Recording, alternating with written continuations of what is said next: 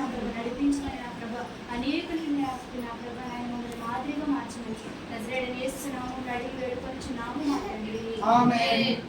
యోహాను అపోస్తలుల కార్యముల గ్రంథము 2వ అధ్యాయము 1 నుండి 4 వచనాలు చదువుదాం. పెంతెకోస్తు పండుగ దినము వచ్చినప్పుడు అందరూ ఒక చోట కూడి ఉండిరి. అప్పుడు వేగముగా వీచు బలమైన గాలి వంటి ఒక ధ్వని ఆకాశము నుండి అకస్మాత్తుగా వారు కూర్చుండి ఉన్న ఇల్లంతయు నిండెను. మరియు అగ్ని జ్వాలల వంటి నాలుకలు విభాగింపబడినట్లుగా వారికి కనబడి వారిలో ఒక్కొక్కరి మీద వ్రాలగా అందరూ పరిశుద్ధాత్మతో నిండిన వారై ఆ ఆత్మ వారికి వాక్శక్తి అనుగ్రహించిన కొలది అన్య భాషలతో మాట్లాడసాగించాం. యేసు ప్రభువారు తిరిగి లేచిన తరువాత ఎన్నో రోజు 40వ రోజు. దేవునికి స్తోత్రం చెల్లిద్దాం. హల్లెలూయా. అయ్యగారు ఒకసారి చెప్పలు కొడదాం తప్పు చెప్పినందుకు. 50 కదా రాజా, 40 ప్లస్ 10 40వ రోజు ఆరోహణం అయిపోయిన రోజు. ఈ రోజు పెంతుకోస్తు పండుగ అన్నాడా, పెంతుకోస్తు పండుగ దినమున అన్నాడా? చాలా మందికి ఒక చిన్న అనుమానం, పరిశుద్ధాత్ముడు వచ్చినటువంటి రోజే పరిశుద్ధాత్మ పండుగ లేకపోతే పెంతుకోస్తు పండుగ అంటారు. కానీ పెంతుకోస్తు పండుగకి పరిశుద్ధాత్ముడు దిగి రావడానికి సంబంధము లేదు. గుర్తుపెట్టుకో, పరిశుద్ధాత్ముడు దిగి వచ్చిన రోజు, ఆ రోజు ఏ రోజు అంటే పెంతికోస్తు పండుగ రోజు. మీకు ఎందుకని నేను కోట్ పెట్టానంటే చాలా విషయాలు మీరు కనపడుతుందండి. ఓకే, చాలా విషయాలు మీకు అర్థమైపోవాలి వాళ్ళ పరిశుద్ధాత్మను గురించి. పరిశుద్ధాత్మ పొందిన రోజున ఏం జరిగింది అక్కడ? ఒక 120 మంది ఒక మేడ గదిలో కూర్చుని ఉన్నారు. ఎంతమంది? 120 మంది. ఎక్కడ కూర్చున్నారు? మేడ గదిలో. ఇదే గది, ఇది కూడా మేడ గది. ఇక్కడ సుమారు ఒక 40-50 మంది ఉండుంటాం, చిన్న పెద్ద కలిపి. మనం అక్కడ ఎంతమంది ఉన్నారో తెలుసా? 120 మంది. ఎంతమంది ఉన్నారు? 120 మంది సహోదరీలు, ఆడవాళ్ళు మగవాళ్ళు కలిపి 120 మంది ఉన్నారు. అప్పటికి యేసు ప్రభువారు ఆరోహణమైపోయి, అంటే యేసు ప్రభువారు లేచిన తర్వాత 40 దినాలు భూమి మీద కనపడ్డాడు. 40 దినాలు అయిపోయిన తర్వాత 40 దినాన ఆయన ఒలీవల కొండ మీద నుంచి, అపోస్తలుల కార్యముల గ్రంథం 1వ అధ్యాయాన్ని మీరు జాగ్రత్తగా చదవగలిగితే మనం చదివినటువంటి ఇంతకు ముందు భాగాల్లో మీకు అర్థమవుతాయి. 40వ దినమున ఆయన ఆరోహణం అయిపోయాడు. వారిలోంచి ప్రత్యేకింపబడ్డాడు. అలా పైకి వెళ్తా ఉంటే ఒక మేఘం వచ్చింది. ఆయన మరలా కనపడలేదు. ఇద్దరు దేవదూతలు కనపడతారు. వాళ్ళు ఏమని చెప్తారంటే, గలిలయ వాసులారా మీరు ఎందుకు ఇంకెక్కడ చూస్తున్నారు? ఆయన ఎలా వచ్చాడో అలాగే వెళ్ళాడు, ఎలా వెళ్ళాడో అలాగే వస్తాడు. యేసు ప్రభు కూడా ఈ మాటలు చెప్తాడు. నేను వెళ్ళకపోతే పరిశుద్ధాత్ముడు మీ మధ్యకు రాడు. నేను తండ్రి చేత మీకు వాగ్దానము చేస్తున్నటువంటి ఆత్మ పరిశుద్ధాత్ముడు. ఎవరి చేత? యేసు ప్రభు వారు తండ్రి అయినటువంటి దేవుని యొక్క నామమును బట్టి వాగ్దానము చేయబడినటువంటిది పరిశుద్ధాత్ముడు. తండ్రి, కుమార, పరిశుద్ధాత్మ, త్రీ ఏకదేవుడు. ఇప్పుడు లూథరన్ సంఘాల్లో, బాప్టిస్ట్ సంఘాల్లో మనం జ్ఞాపకం చేసుకుంటే ఈ వారాన్ని పెంతుకోస్తు పండుగ దినమని, వచ్చే ఆదివారాన్ని ఏమంటారో తెలుసా? వచ్చే ఆదివారం ఏ ఆదివారం తెలుసా? ట్రినిటీ సండే, త్రిత్వపు ఆదివారం. అంటే ప్రభుని ఆరాధించడానికి కొన్ని ప్రత్యేకమైనటువంటి దినాలు. 40 దినాల తర్వాత ఆయన అయిపోతూ ఒక మాట చెప్పాడు, యెరూషలేమును విడిచిపెట్టి మీరు వెళ్ళొద్దు. ఎవరిని విడిచిపెట్టవద్దు? యెరూషలేమును విడిచిపెట్టి వెళ్ళొద్దు. ఎందుకు వెళ్ళొద్దు? నేను తండ్రి చేత మీకు వాగ్దానము చేసిన పరిశుద్ధాత్ముడు మీ యొద్దకు వచ్చే వరకు మీరు వెళ్ళడానికి వీలు లేదు. గుర్తుపెట్టుకోవాల్సిన విషయం ఏంటంటే, ఇక్కడ తండ్రి కాలము ఇంచుమించుగా, మీరు ఈ మాట రాసుకోవాలి, ఇంచుమించుగా అనే మాట. ఎందుకంటే తండ్రి యొక్క కాలము ఎంతకాలం?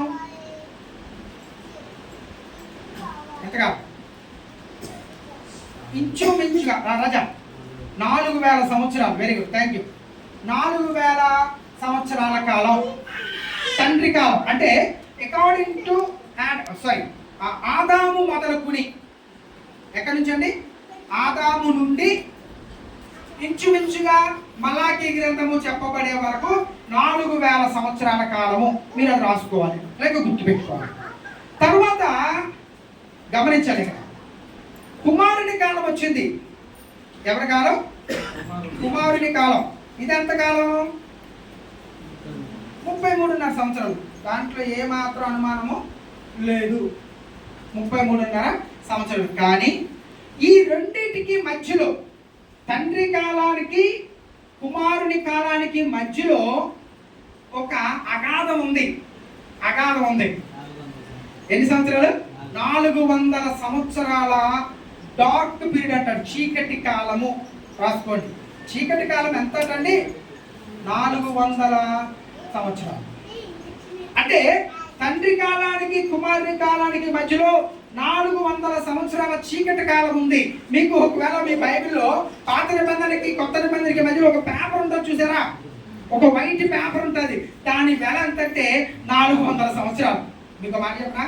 మలాకీతో మాట్లాడిన తరువాత మరలా 400 సంవత్సరాలు ఎవరితోనూ దేవుడు మాట్లాడలేదు.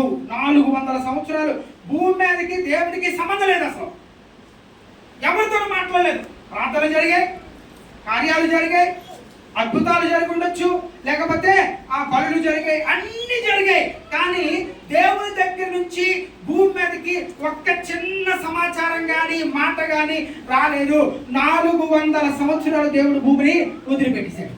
దాన్ని చీకటి కాలము అన్నారు. Dark period. అంటే దేవుడు ఏ మనిషితో కానీ, ప్రవక్తతో కానీ, రాజుతో కానీ ఎవరితోనూ కూడా ఆయన మాట్లాడలేదు ఈ రెండింటికి మధ్య కాలం వరకు.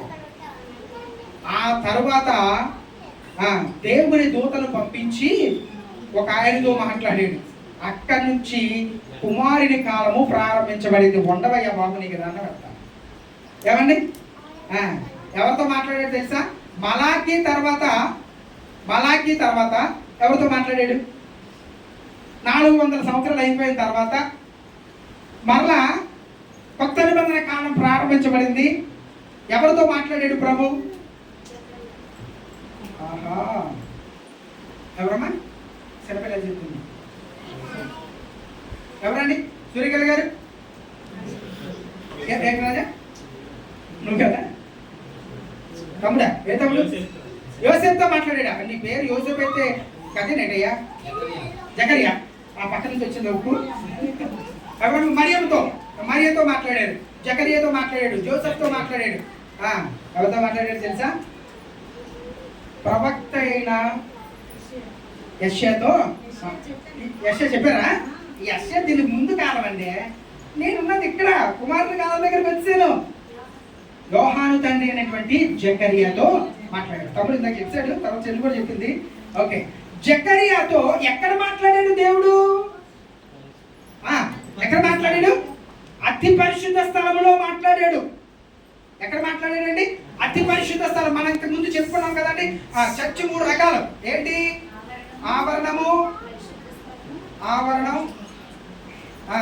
పరిశుద్ధ స్థలం, తర్వాత అతి పరిశుద్ధ స్థలం. ఈ అతి పరిశుద్ధ స్థలంలో ఏముంటది? దేవుని యొక్క మందసం ఉంటుంది. తర్వాత ఇక్కడ పరిశుద్ధ స్థలంలో ఎవరుంటారు? దేవుని యొక్క యాజకులు ఉంటారు. పరిశుద్ధ స్థలంలో. ప్రజలు ఎక్కడ ఉంటారండి? ఆవరణంలో ఉంటారు. అతి పరిశుద్ధ స్థలములో జకరియా వెళ్ళి ధూపం వేస్తా ఉండగా దేవుని దూత అయినటువంటి మికాయేలు వచ్చింది. మికాయేలు వచ్చి ఆయనతో మాట్లాడటం జరిగింది. ఎవరు వచ్చి మాట్లాడారు? మికాయేలు వచ్చిందా? మికాయేలు వచ్చిందా? ఫైటర్ అండి. జెట్ ఫైటర్ ఎవరంటే మికాయేలు. శుభవార్తలు చెప్పడానికి ఎవరు? గాబ్రియల్. అంతే. మికాయేలు కాదు. ఎవరు వచ్చారు? గాబ్రియల్ దేవదూత వచ్చి ఎవరితో మాట్లాడింది? జకరియాతో మాట్లాడింది. అక్కడ నుంచి బాప్తిస్మం ఇచ్చి యోహాను కొరకు చెప్పబడే వారి జరుగుతుంది. ఇక్కడ ఒక చిన్న ఇంటర్లింక్ ఉంది, జాగ్రత్తగా గమనించండి. ఏంటో తెలుసా? చివరిలో ఎవరితో మాట్లాడాడు ప్రభు అని చెప్పాను నేను. పాత నిబంధన గ్రంథంలో ఎవరు చివరి పుస్తకం ఏంట్రా? మలాకీలో 4వ అధ్యాయంలో ఒక మాట మాట్లాడతాడు ఆయన. సుమారు అందులో 7 వచనాలు 6 వచనాలు ఉంటాయి. ఎవరిని గురించి చెప్తానంటే బాప్తిస్మం ఇచ్చేటువంటి యోహాను కొరకు ఒక ప్రవచనం అని. బాప్తిస్మం ఇచ్చేటువంటి యోహాను కొరకు ఒక ప్రవచనము. అక్కడ పిల్లల హృదయము తండ్రుల తట్టును, తండ్రుల హృదయము పిల్లల తట్టును తిప్పడానికి అరణ్యములో పిలుచుచున్న ఒకని కేక అని వ్రాయబడుతుంది. ఎక్కడ? మలాకి గ్రంథంలో. దాన్ని నెరవేర్పు ఎప్పుడు జరుగుతుందో తెలుసా అండి? వెరీ నెక్స్ట్ దేవుడు మరలా ఎవరితో మాట్లాడేసాడంటే, ఏ వ్యక్తి కోసమైతే ప్రవచనం ప్రవచింపబడిందో, ఏలి యొక్క ఆత్మ బాప్తిస్మిచ్చి యోహానులాగే లోకానికి రావాల్సి వచ్చిందో, అతనికి తండ్రిగా పిలువబడేటువంటి జకరియాతో గాబ్రియల్ అనేటువంటి దేవతతో మాట్లాడడం జరిగింది. ఆ తర్వాత మరియతో మాట్లాడాడు, యోసేపుతో మాట్లాడాడు, జ్ఞానులతో మాట్లాడాడు, గొర్రెల కాపరులతో మాట్లాడతాడు. ఇవన్నీ జరిగిపోయి ఆ తర్వాత 33.5 సంవత్సరాలు యేసు ప్రభు వారి లోకంలో జీవించాడు. 30 సంవత్సరాలు ఆయన మామూలుగా జీవిస్తే 3.5 సంవత్సరాలు ఆయన పరిచర్య చేశాడు. ఆయన చనిపోయాడు. అంటే ఆయన కొట్టారు, సిలువ వేశారు, సిలువలో ఆయన చనిపోయాడు. 3వ దినం వరకు ఆయన సమాధిలో ఉన్నాడు. సమాధిలో నుంచి ఆయన తిరిగి లేచిన తర్వాత 40 దినాలు భూమి మీద ఉన్నాడు. ఎన్ని దినాలు ఉన్నాడు? భూమి మీద 40 దినాలు ఉన్నాడు. 11 రకాలైనటువంటి వ్యక్తులతో ఆయన మాట్లాడడం జరిగింది. తర్వాత ఆయన ఒలీవల కొండ నుంచి ఆయన ఆరోహణం అయిపోయాడు. ఏమని చెప్పాడు? యెరూషలేమును విడిచిపెట్టి వెళ్ళొద్దు, తండ్రి చేత నీకు వాగ్దానం చేసిన పరిశుద్ధాత్మని నేను మీకు పంపిస్తాను అని చెప్పాడు. కరెక్ట్గా 10 దినాలకు ఆయన ఆరోహణం అయిపోయిన 10 దినములకు ఎవరొచ్చారు? పరిశుద్ధాత్ముడు వచ్చి ఉన్నాడు. దేవునికి స్తోత్రం చెల్లిద్దాం. హల్లెలూయా. పరిశుద్ధాత్మ లోకానికి దిగి వచ్చింది. అపోస్తలుల కార్యముల గ్రంథము 2వ అధ్యాయం 1 నుంచి 4 వరకు. ఆ తరువాత నుండి అంటే అపోస్తలుల కార్యములు 2వ అధ్యాయము నుండి ఈ రోజు వరకు మనం ఎవరి కాలంలో ఉన్నాం? ఎవరి యొక్క సంరక్షణలో ఉన్నామండి? ఈ పరిశుద్ధాత్మ కాలం ఎంతో మనకు తెలియదు. ఏమండి? స్టిల్ ఎక్కడి నుంచి పరిశుద్ధాత్ముడు దిగి వచ్చిన దగ్గర నుంచి ఈ రోజు వరకు మనం ఎవరి ఆధీనంలో ఉన్నాము? పరిశుద్ధాత్ముని యొక్క ఆధీనములో ఉన్నాం. చేయడం అర్థమవుతుందా? ఇప్పటి వరకు రైట్ నౌ ఈ రోజు వరకు కూడా మధ్యలో ఇక్కడ 400 సంవత్సరాల చీకటి కాలం ఎలాగైతే ఉందో ఇక్కడ కూడా ఎంత కాలం ఉందండి? 10 దినాలు. 10 దినాలు ఏం జరిగిందో తెలియదు. వారు ఒకే ఒక్క పని చేశారు. 1వ అధ్యాయంలో మనం చూస్తే అపోస్తలుల కార్యముల గ్రంథము 1వ అధ్యాయంలో చూస్తే అక్కడ మనకి కనబడతా ఉంటది. 15వ వచనం అనుకుంటా, చదువునా? 1వ అధ్యాయం 15వ వచనం. ఆ కాలమందు ఇంచుమించు 120 మంది సహోదరులు కూడి ఉండగా, చాలండి, అక్కడ 120 మంది కూడి ఉన్నారు. 2వ అధ్యాయం దగ్గరికి వచ్చేటప్పటికి 10 దినాలుగా వారు ప్రార్థన చేస్తా ఉన్నారు. 10 దినాలు బయటికి వెళ్ళలేదు. 10 దినాలు మోకరించి దేవుని సన్నిధిలో కన్నీరు కార్చారు, దుఃఖించారు. అయ్యా ఒంటరి వాళ్ళం అయిపోయాం. 33.5 సంవత్సరాలు 3.5 సంవత్సరాలు యేసు ప్రభుతో ఉన్నాడు. ఇప్పుడు యేసు ప్రభు కనబట్లే. యేసు ప్రభు ఎక్కడా కూడా దర్శనము ఇవ్వట్లేదు. అయితే మీరు దేనికోసం ఎదురు చూస్తున్నారంటే ప్రభు ద్వారా ఏర్పాటు చేయబడినటువంటి పరిశుద్ధాత్మ కొరకు వారు ఎదురు చూస్తూనే ఉన్నారు. 10 దినాలు అయిన తర్వాత జరిగిన విషయం ఏంటో తెలుసా? పరిశుద్ధాత్ముడు ఎలా దిగి వచ్చాడమ్మా? ఎలా దిగి వచ్చాడు? 2వ అధ్యాయం 1వ వచనంలో అకస్మాత్తుగా వారు కూర్చొని ఉన్న ఇల్లంతయు గమనించండి. ఇదొక గది అనుకున్నాం. ఇక్కడే పరిశుద్ధాత్ముడు పొందుకున్నాడు అనుకోండి. గాలి వస్తే ఎన్ని వైపుల నుంచి వస్తుంది? గాలి ఒకవైపు నుండి వస్తుంది. ఓకేనండి? విండ్ అనేది ఒకసారి ఒకవైపు నుంచి వస్తుంది, 2 వైపుల నుంచి వస్తుందా? ఒకవైపు నుంచి 2 వైపుల నుంచి రాదు. కానీ అక్కడ ఒక అద్భుతం జరిగింది. మీరు గమనించారా? ఆ 4 వచనాల్లో ఒక అద్భుతం జరుగుతుంది. 4 వైపుల నుంచి కూడా ఏమండి గాలి ఎప్పుడూ ఒకవైపు నుంచి వచ్చి మరొక వైపు వెళ్ళిపోద్ది. కానీ ఇక్కడ పరిశుద్ధాత్ముడు వచ్చినప్పుడు 4 వైపుల నుంచి కూడా గాలి ఎలా వచ్చిందంటాడు? అకస్మాత్తుగా వచ్చింది అంటాడు. వారు కూర్చున్నటువంటి ఇల్లంతా కూడా గాలితో నిండిపోయింది. ఫస్ట్. రెండవది అగ్ని దిగబడింది. అగ్ని దిగి వచ్చింది. 120 భాగాలు అయిపోయింది. ఎంతమంది ఉన్నారు ఇక్కడ? 120 మంది ఉన్నారు.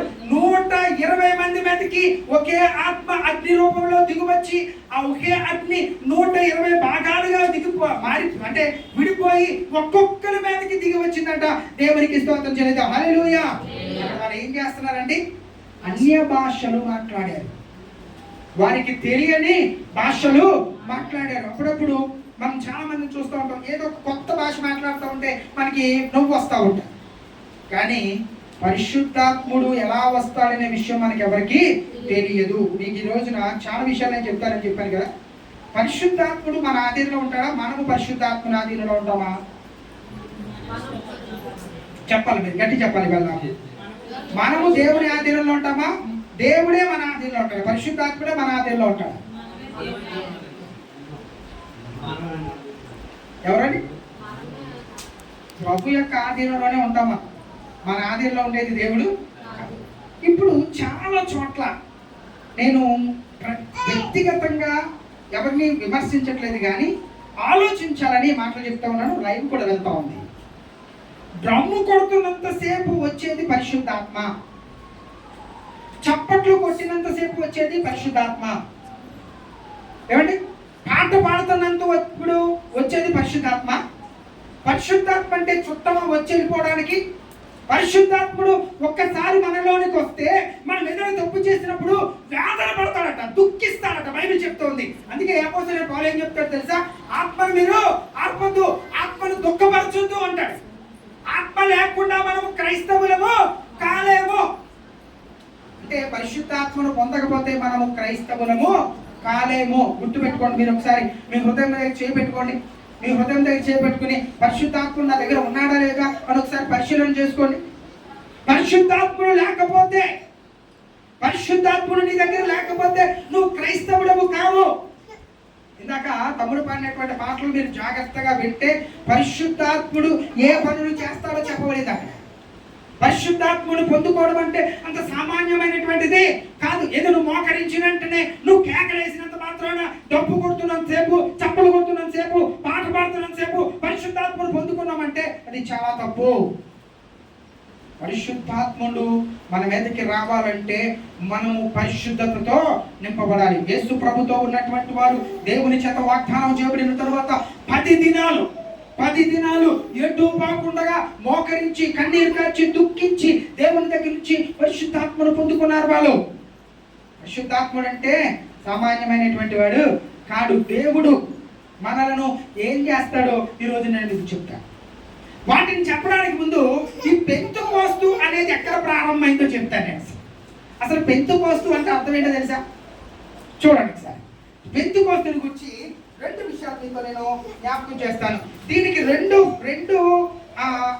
అర్థాలు ఉన్నాయి. ఒకటి చూద్దాం ఒకసారి. లేవీ గ్రంథము 23:15. లేవీ కాండము 23:15 చదువునా.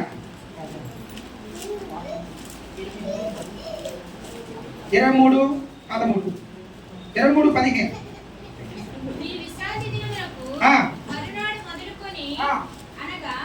అల్లాడించు పనును మీరు తెచ్చిన దినము మొదలుకొని 7 వారములు లెక్కింపవలెను. లెక్కకు తక్కువ కాకుండా. మళ్ళీ చదువు. జాగ్రత్తగా వినండి. మీరు విశ్రాంతి దినమునకు మరుసటి దినమున మొదలుకొని అల్లాడించు పనును మీరు తెచ్చిన దినము మొదలుకొని 7 వారములు లెక్కింపవలెను. లెక్కకు తక్కువ కాకుండా 7 వారములు ఉండవలెను.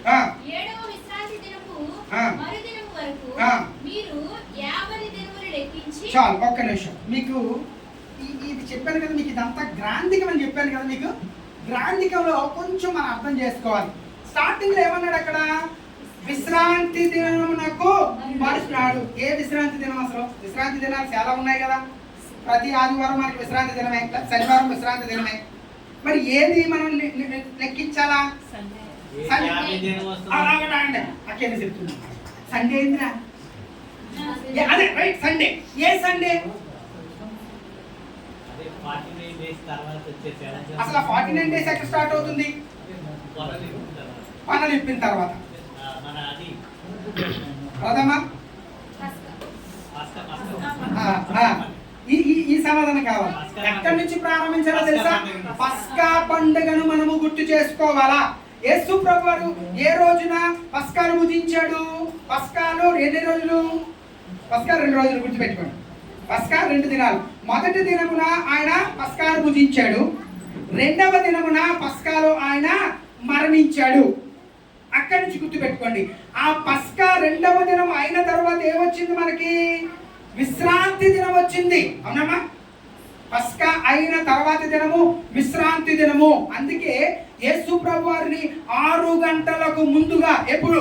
శుక్రవారం, మంచి శుక్రవారముగా మనం పిలువబడుతుంది. అంటే మనకు అర్థమవడం చెప్తున్నాను. ఇక్కడికి వచ్చి అక్కడికి కాకుండా మంచి శుక్రవారానికి ఓకే తర్వాత రోజు ఏంటది? విశ్రాంతి దినము. ఏంటండి? ఎందుకని విశ్రాంతి దినం అనేటువంటి దానికి ముందే యేసు ప్రభు వారు సమాధిలో ఉంచబడాలి. ఇది మంచి శుక్రవారము, పస్కాలో రెండవ రోజు. ఎన్నో రోజు? పస్కాలో రెండవ రోజు. మీరేం కన్ఫ్యూజ్ అవ్వదు, క్లియర్ గా చెప్తున్నాను. గురువారం పస్కాలో మొదటి రోజు యేసు ప్రభు వారు మేడగదిలో పస్కాను భుజించాడు. రెండవ రోజు పస్కాలో రెండవ రోజున ఎవరినైనా విడుదల కలుగు చేయడానికి గవర్నర్కి అధికారం ఉంటుంది. ఆ రోజున బరబ్బాని విడుదల కలుగు చేసి యేసు ప్రభుని తీసుకుని వెళ్ళి కొరడాలతో కొట్టి సిలువ వేయడానికి అప్పగించాడు. అదే రోజున యేసు ప్రభు వారు మరణించాడు. దాన్నే మనం మంచి శుక్రవారం అని పిలుచుకుంటున్నాం. ఓకే, ఇక్కడ మనకు అర్థమవడం కోసం చెప్పాను. స్టార్టింగ్ ఏమంటున్నాడంటే పస్కాది. పస్కా తరువాత ఎన్ని దినాలంటే విశ్రాంతి దినము గడిచిపోయిన తరువాత 7 వారములు. 7 వారములు. 7 వారములు. 7 ఇంటూ 7 40 రోజులు, 49 దినములు. ఆ తరువాతి దినము అన్నాడు కదా క్లియర్ గా. 49 దినాలు అయిపోయిన తరువాత నిన్నటికి 49 దినాలు అయిపోయి యేసు ప్రభు వారు తిరిగి లేచడానికి ముందు రోజు నుంచి లెక్క పెట్టుకుంటే 49 దినాలు అయిపోతాయి నిన్నటికి. ఈ రోజు ఎన్నో రోజు అండి? 50వ రోజు. దీన్ని ఏమన్నారంటే 50వ రోజుని పెంతుకోస్తు అన్నారు. దానికి 2 పేర్లు ఉన్నాయి. ఒకటి ప్రథమ ఫలముల పండుగ. రాసుకోండి. 49 అయిపోయి 50 రోజున ఏం చేయాలంటే ప్రథమ ఫలముల దినములు, అంటే హార్వెస్ట్ అంటాం చూసారా, మనం కానుకల పండుగ చేస్తాం చూసారా, అలాగే ఈ ఏమంటారు దాన్ని? కాదండి, వరి నాట్లు వేసిన తర్వాత అది 50వ రోజుకి వచ్చేప్పటికి పైరు వచ్చేస్తారు. దాన్ని సిద్ధం చేసి ఓకే దానిని సిద్ధం చేసి పనులుగా దేవుని యొక్క సన్నిధికి తీసుకురావాలి. దాన్ని ఏమన్నారంటే ప్రథమ ఫలముల పండుగ అన్నారు. ఇంకొక మాటలో కూడా ఏమన్నారు తెలుసా? చూడండి ఒకసారి. నిర్గమాకాండము 34:21 వచ్చి చూడండి. నిర్గమ 34:21. ఇదే పండుగని, ఈ పస్కా పండుగ, పెంతుకోస్తు పండుగనే వారముల పండుగ అన్నారు. లేక ఇంకొక పండుగ కూడా ఏమన్నారు? ప్రథమ ఫలముల పండుగ అన్నారు. రెండోది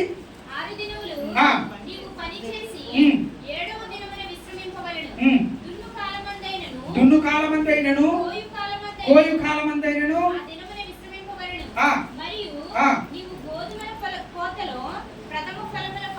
ప్రథమ ఫలముల పండుగను అనగా వారముల పండుగను సంవత్సరమునకు ఎన్నిసార్లు కూడాలంటారు అక్కడ?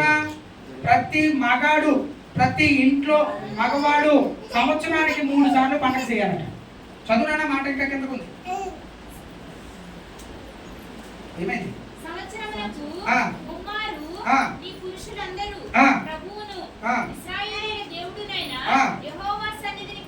చాలండి. సంవత్సరానికి ఎన్నిసార్లు కనపడాలట?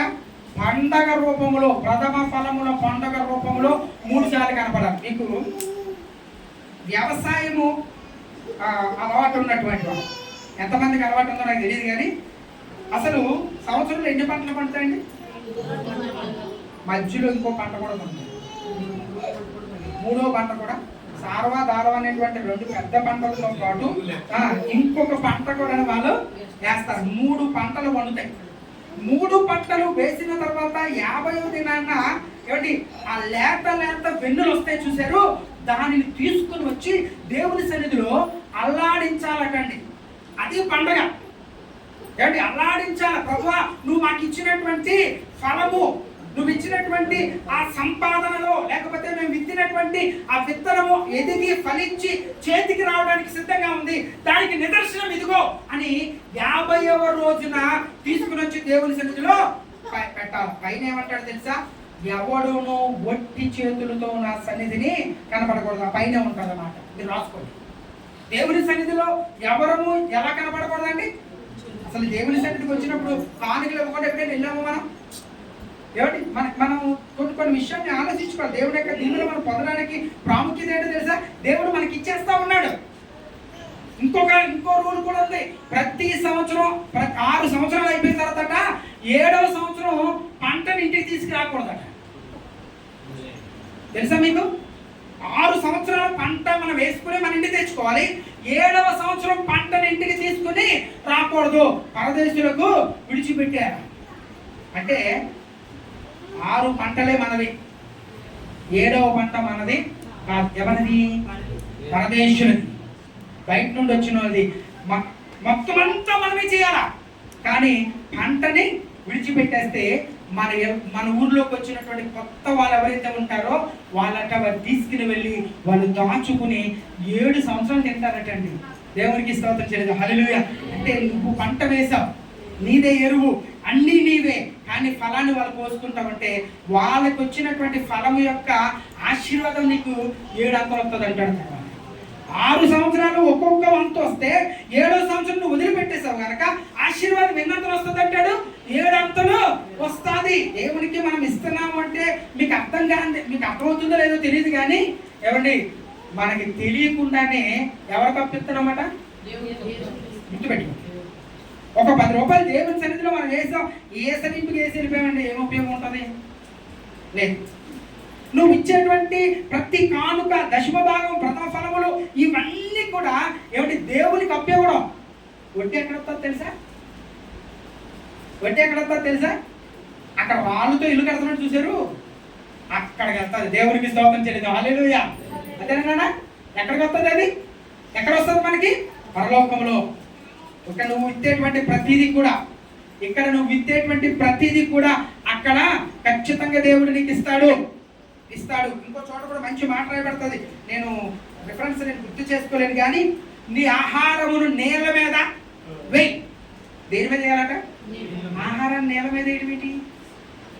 నీళ్ళ మీద వేసిన ఆహారం ఉంటుందా? వర్షం వచ్చిందండి, నీళ్లు పారుతున్నాయండి, ఒక గుప్పడి తీసుకెళ్ళి ధాన్యమో బియ్యమో వేయని ఉంటుంది అక్కడ? మీరు ఎప్పుడైనా పల్లెటూరులో, మనకి ఈ వాతావరణం మనకు సరిపోదు, కానీ పల్లెటూరులో వెళ్ళినప్పుడు రోడ్లు పక్కన, పొలంలో అంటే విత్తనం విత్తేవు కనుక వరి కనపడుతుందండి, రోడ్డు ప్రక్కన కూడా కనపడుతుంది. ఎప్పుడైనా మీరు గమనించారా? ఎక్కడి నుంచి వచ్చిందో తెలుసా? అది నువ్వు విత్తనాన్ని ఇంటికి తీసుకెళ్తున్నప్పుడు పడిపోయిన విత్తనాలు ఏమండి ఏదో ఒక మూలకెళ్ళి ఆగిపోతే వర్షం పట్టేంటనే దాన్ని ఏం చేస్తాడంటే దేవుడు ఆశీర్వదిస్తాడు. దేవునికి స్తోత్రం చేయలేదు. హల్లెలూయా. పరిశుద్ధాత్ముడు దిగువచ్చిన దినమును 2 రకాలుగా పిలుస్తున్నారు. ఏమన్నారు? వారముల పండుగ, రెండోది వారముల పండుగ, రెండోది ఇంకో పండుగ పేరు చెప్పానండి నేను, ప్రథమ ఫలముల పండుగ.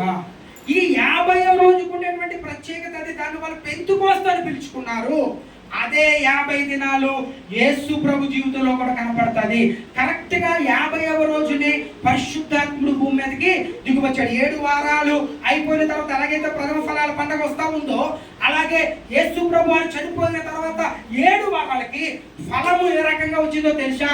పరిశుద్ధాత్మ రూపంలో వచ్చింది. గట్టిగా చెప్పకూడదు, గట్టిగా చెప్పకూడదు. పరిశుద్ధాత్మను పొందుకోవడం అంటే, పరిశుద్ధాత్ముడు భూమి మీదకి రావడం అంటే 7 వారాల తర్వాత, యేసు ప్రభు వారు చనిపోయిన తర్వాత 7 వారాల తర్వాతి ఆదివారమే పరిశుద్ధాత్మ దినము.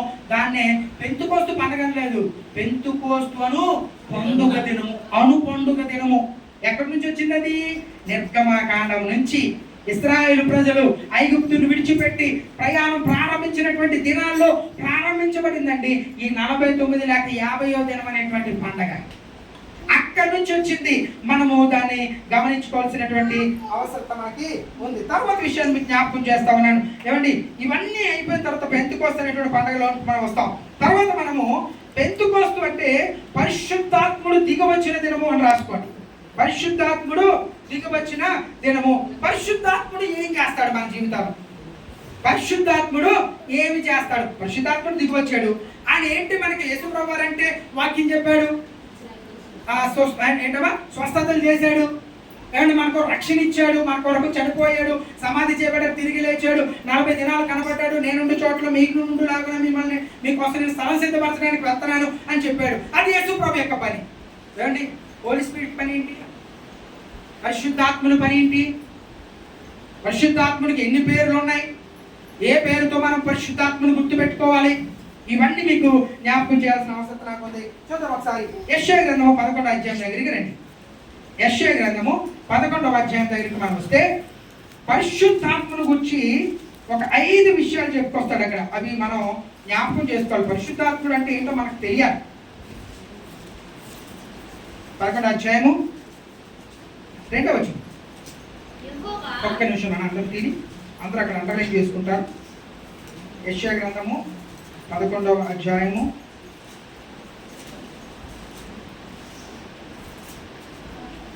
2వ వచనం చదువునా. జాగ్రత్త ఇవ్వండి. యెహోవా ఆత్మ అంటే పరిశుద్ధాత్మ యొక్క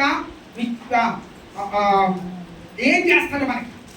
పరిశుద్ధాత్ముడు ఏం చేస్తాడు? ఈ విషయం నాకు వెంటనే మళ్ళీ నేను చెప్పాల్సి అవుతుంది. చెప్పునా. ఫస్ట్ పరిశుద్ధాత్ముడు అంటే ఎవరంట? జ్ఞానము వివేకములకు ఆధారము. పరిశుద్ధాత్ముడు అంటే ఎవరండి? Who is holy spirit? జ్ఞానమునకు వివేకమునకు ఆధారం. నువ్వు జ్ఞానముగా ప్రవర్తిస్తా ఉన్నావా లేదా? వివేకముగా ప్రవర్తిస్తున్నావా లేదా? సంఘములో కానీ, కుటుంబంలో కానీ, బయట కానీ, సమాజంలో కానీ, ఎక్కడైనా సరే క్రైస్తవుడికి ఒక ప్రత్యేకమైన పేరు ఉంటుంది. ఏంటో తెలుసా? కేకలేస్తాడా? అరుస్తాడా? మిమ్మల్ని మీ ఉద్యోగం చేసేటప్పుడు ఎవరేమన్నా ఏమో మాట్లాడవా, ఏం రాబోబు అంటే మనసులో ఏమనుకుంటాం? మనం ఏమనుకుంటామండి? ఆడు బూతులు తిట్టి నువ్వు బూతులు తిట్టావు అనుకో, పరిశుద్ధాత్ముడి దగ్గర ఉన్నట్టు కాదు. ఇంకో మాట చెప్తాను, గుర్తుపెట్టుకోండి. చాలా కంపెనీల్లో, కొన్ని వేల లక్షల కంపెనీల్లో ఎవరు సూపర్వైజర్లుగా ఉంటారో తెలుసా? క్రైస్తవుడే. దేవునికి స్తోత్రం, హల్లెలూయా. కారణం ఏంటో తెలుసా? వాడికి మాత్రమే వివేకం ఉంటుంది, వాడికి మాత్రమే పరిశుద్ధాత్మ యొక్క జ్ఞానము ఉంటుంది. పరిశుద్ధాత్ముడు ఉన్నాడు అని చూపించాలంటే ఎవరిని చూపించాలా? ఏమండి మన దగ్గర మన సంఘంలో కూడా కొంతమంది ఉన్నారు చూసారా? ఏమండి దేవుడు ఒక స్థానంలో పెడతాడు. ఏమండి అక్కడ ఎందుకు స్థానంలో పెట్టాడో తెలుసండి? నీకు జ్ఞానము వివేకము ఇచ్చేటువంటి పరిశుద్ధాత్మ నువ్వు కలిగి ఉన్నావు గనక. గుర్తుపెట్టుకోండి. ఒక అన్యుడు నిన్ను రూల్ చేస్తున్నాడు అంటే ఏమై ఉండాలంటే నాయకుడై ఉండాలి. కానీ సూపర్వైజర్ అంటే ఏంటంటే సారీ అర్థం ఏంటి? సూపర్వైజర్ అంటే కార్యనిర్వాహకుడు. రైట్. కార్యాన్ని నిర్వహించేటువంటి వాడు నాయకుడు కాదు. మొత్తం పని జరగాలంటే సూపర్వైజర్ చేతిలోనే ఉంటారు. అసిస్టెంట్ మేనేజర్ అనుకోండి, మేనేజర్ అనుకోండి, సూపర్వైజర్ అనుకోండి, ఎవరి ఉంటారో తెలుసండి? 100కి 90% ఎవరు ఉంటారో తెలుసా? క్రైస్తవుడే. దేవునికి స్తోత్రం చెల్లిద్దాం. హల్లెలూయా, హల్లెలూయా. దేవుడు వారిని అక్కడ నిలబెడతాడు. జ్ఞాన వివేచనలను ఆధారమయ్యేటువంటి వాడు. రెండో చూద్దాం.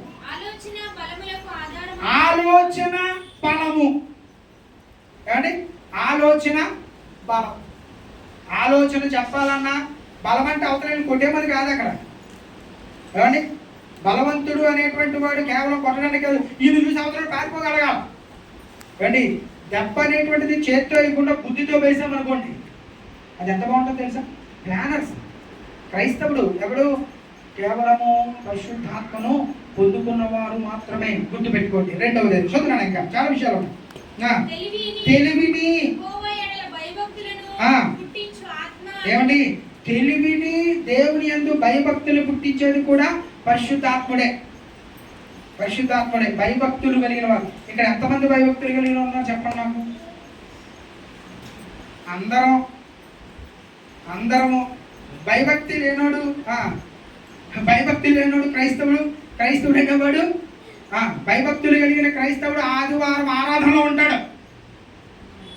గుర్తుపెట్టుకోండి, భయభక్తులు కలిగిన క్రైస్తవుడు, దేవుని యందు భయభక్తి కలిగిన క్రైస్తవుడు ఆదివారం ఆరాధనలో ఉంటాడు. ఎందుకంటే పరిశుద్ధాత్ముడు వల్లని నడిపిస్తాడు. బైబిల్ చెప్తున్న మాట, పరిశుద్ధాత్ముల పని అది.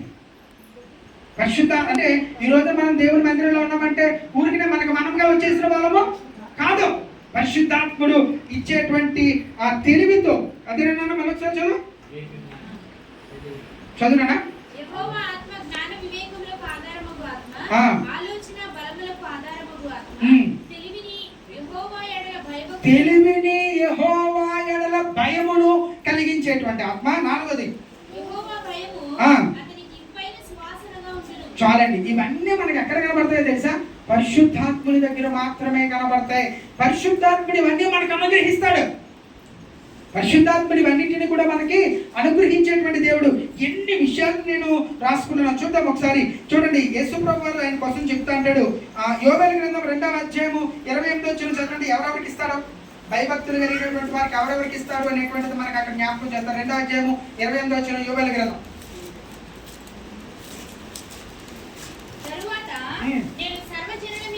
నేను సర్వజనుల మీద నా ఆత్మను కుమ్మరిస్తాను. ఎవరి మీదకి ఇస్తాడండి?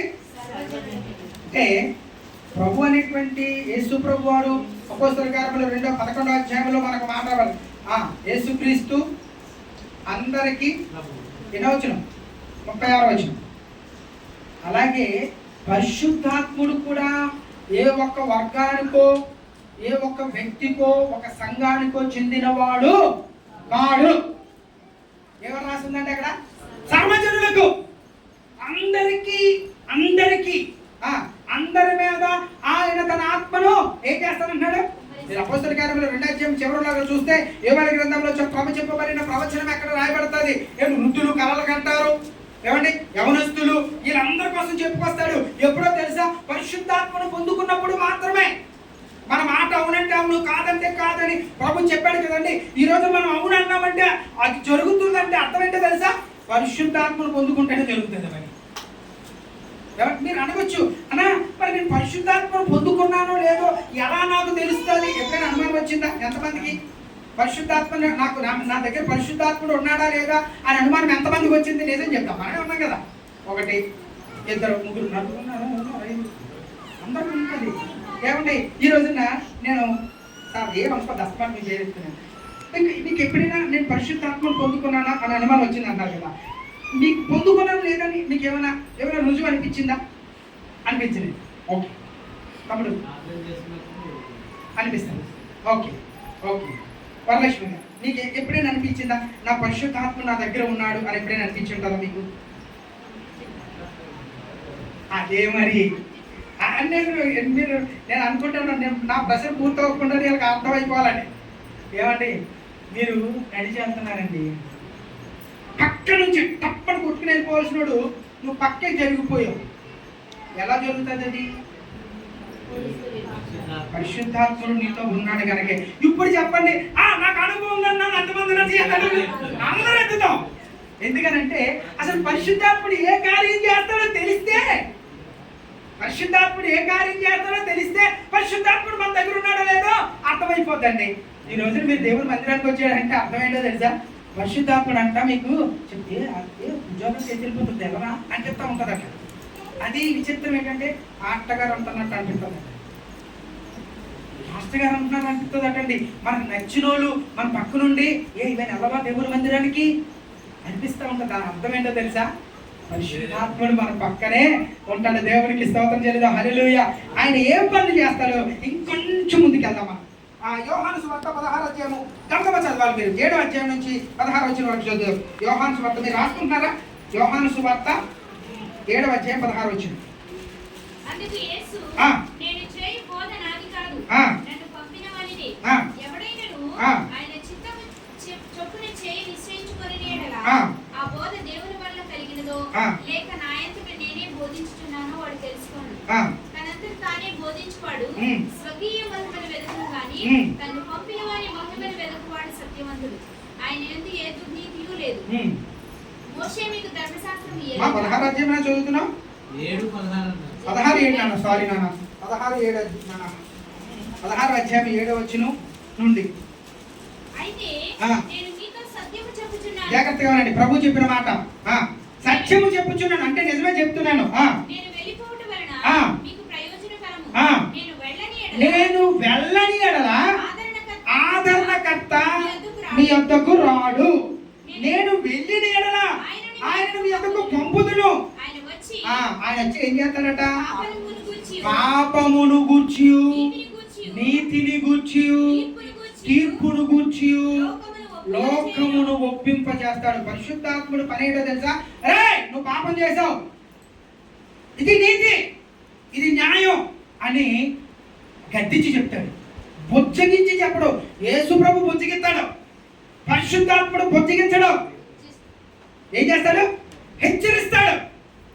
పరిశుద్ధాత్ముడు ఏమిటి? బుజ్జగించి అమ్మా బాబు యేసు ప్రభు దగ్గర ఉంటారు కానీ పరిశుద్ధాత్మ దగ్గర లేవు. మరో చోట ఏమన్నా తెలుసా? యేసు ప్రభు ఆడా ఈడా అని అనొచ్చట. పరిశుద్ధాత్మను గురించి నోరు దాటి మాట్లాడడానికి ఆ వాక్యం కూడా నేను నీకు చూపిస్తాను. చూడండి ఒకసారి. ఆదరణకర్త, ఉత్తరవాది ఇవన్నీ అయిపోయినాయి కదండి. తర్వాత పాప క్షమాపణ చూడండి ఒకసారి.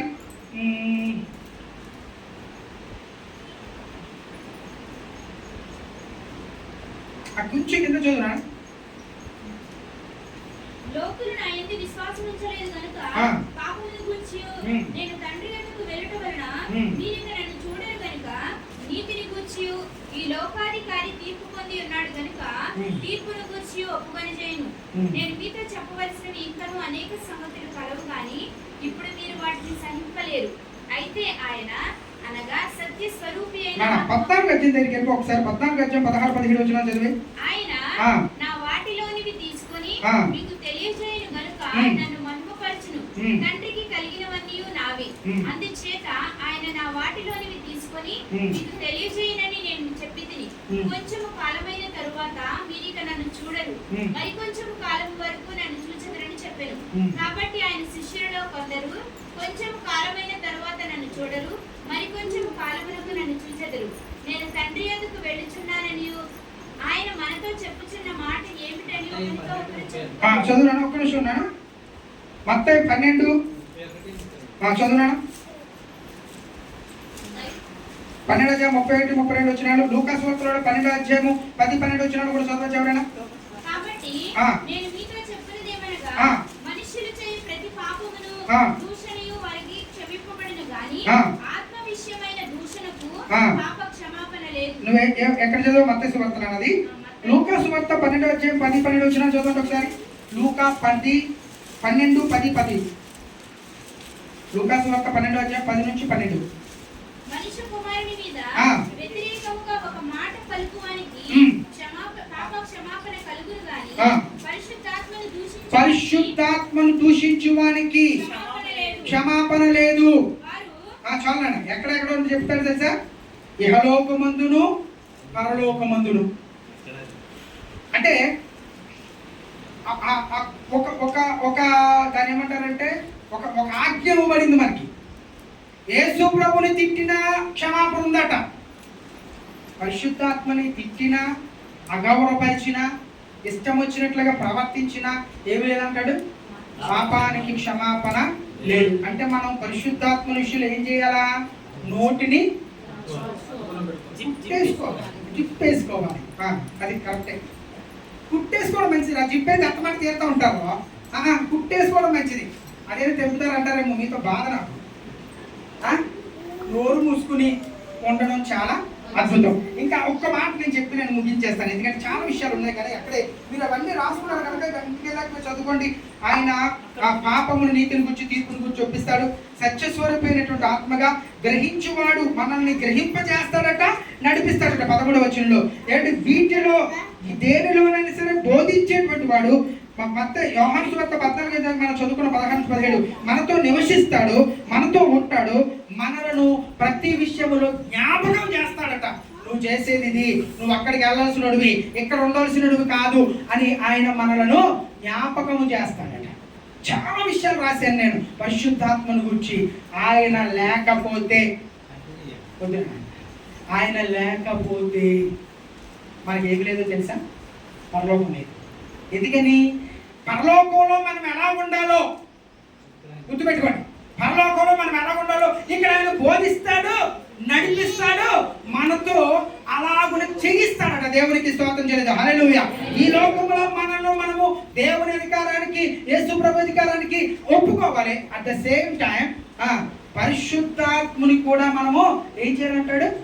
చాలా జాగ్రత్తగా ఒళ్ళు దగ్గర పెట్టుకుని ఉండాలి. ఒళ్ళు దగ్గర పెట్టుకుని ఉండాలి. ప్రభు మనతో ఏం చెప్తున్నాడు అనేది మనకి అర్థం కావాలి. పరిశుద్ధాత్ముని యొక్క గొప్పతనం ఏంటి? పరిశుద్ధాత్ముని లోకానికి ఎందుకు పంపబడ్డాడంటే ఒక్కటే మాట అండి, సర్వ సత్యములోనికి మనలను నడిపించడానికి. సర్వ సత్యం ఎక్కడుంది? లోకమంతా సత్యముతో నిండింది ఎక్కడ? పరలోకంలోనే. అంతేనా? సర్వసత్యం ఎక్కడి నుండి ఉందండి?